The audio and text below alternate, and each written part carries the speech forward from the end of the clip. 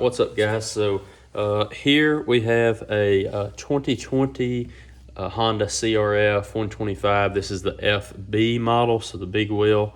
That portion doesn't matter. Any CRF125 this should apply for.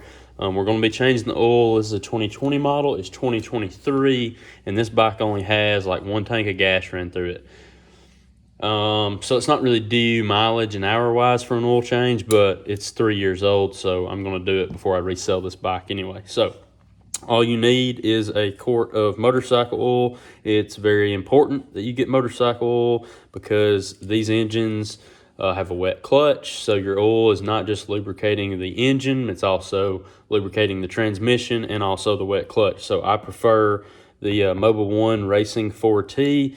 It's a pricier option, but it's an option that I can always get locally at the just regular auto parts store, and I've been using it for 15 years in everything from KTMs to Hondas, you name it, four-wheelers, dirt bikes. I've ran it in everything, so I trust it. The only other thing you'll need is a drain pan and a 17 millimeter socket. You do have to have a socket. A open-end boxed-in wrench will not be able to reach past the skid plate. The only other thing I would recommend you do before you get started, which I've already done, is run the bike for just a couple minutes. Not necessarily to heat it up as much as it is just to get all of the sediment and particulates mixed together in with the oil. And I'm also going to try to hold it with one hand upright so that I do not get nearly as much oil into the skid plate without taking the skid plate off, which there's no need to do just to do this process. But if it's leaned over on its side stand, you will get a lot of oil in the skid plate. So I'm not going to bore you with watching this. You may be able to tell, maybe not. This oil is still golden in color. So again, it wasn't really due, but it does, in my opinion, have enough run time on it to be broken in. So that was the reason for going ahead and changing it. But it does still look nice and golden and hasn't even turned black yet. So I'm not going to bore you with watching this. Let it drain completely. It will help take the fill plug out beforehand. But as you can see, I did not do that. So we're going to let this drain and then we're going to come back to it.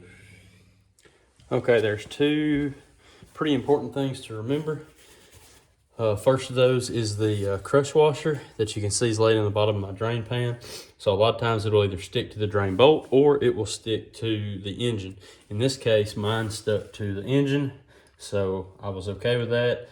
A lot of times when they do that, they'll end up staying on the engine through the entire oil change, like while it's draining.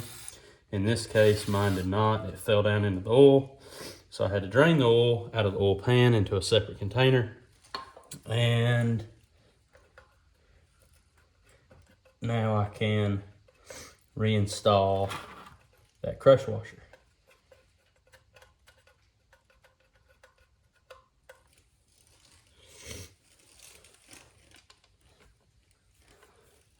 Next important thing is the torque spec. So for the drain bolt, Honda owner's manual says 18 foot-pounds. I'm not breaking out my torque wrench, but if you wanted to be very precise, 18 foot-pounds. Now, the next thing that is very important is the dipstick.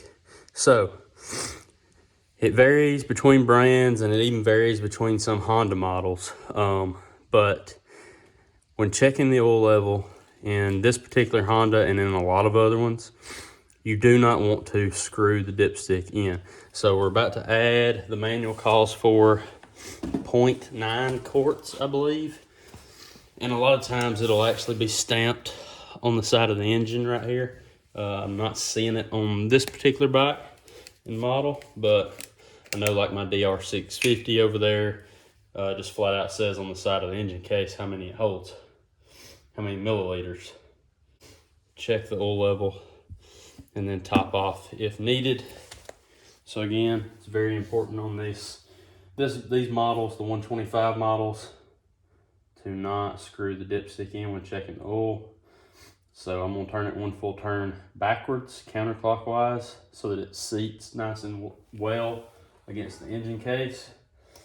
We're gonna stand the bike up straight, just wait for it to kind of balance on its own, just about right there. Lean it back over and check the dipstick.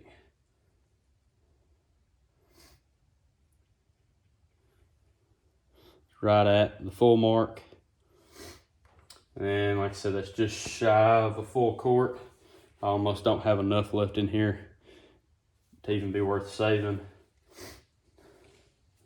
I am gonna save it because I've got other jugs of this over here. I'll just pour them all into one, but of course I haven't ran the bike yet. So procedure now is start the bike, let it run for 3 to 5 minutes, just let it idle. Maybe towards the end of that, give it 1 or 2 little revs, shut it off for 2 to 3 minutes, and then check the oil level again, top off if needed, and that's it. It's that easy. No oil filter on these bikes, so probably want to stay on top of your oil changes.